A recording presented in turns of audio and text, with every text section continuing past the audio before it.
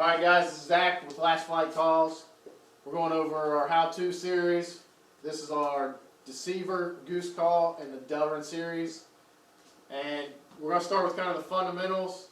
So for starters, a lot of guys with their tongue, they like to either pin it behind their teeth, or some guys just kind of let it float. Personally, more times than not, the tip of my tongue is kind of floating. I don't really pin it behind my teeth because to do double clucks and stuff like that, I just can't. But whatever works for you is what's best. And we're going to start with a honk. And basically you want your air, the same as a duck call, to come from your diaphragm.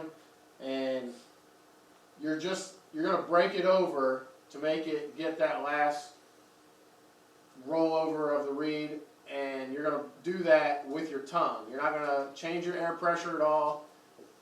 Your tongue is going to do that and make it break over. So basically, if this was the tip of my tongue, I would just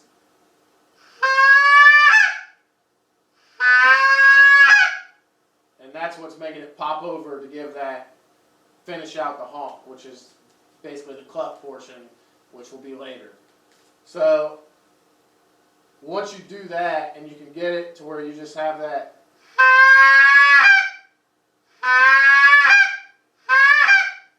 then you can start adding in your hands to that. And basically to do that, what you want to hold it with your thumb and index around the call, and then your middle finger will be at the end, and it's just going to have a little gap, just basically big enough for your finger to stick through, and your last two fingers will be basically against your palm. And you're going to have that, and this finger is going to change your pitch, and we'll get into that, but mainly for now, you're going to hold it right there and then have your other hand cupped, and that's going to help you just sound a lot more goosey and just more natural sounding. And it'll be like this.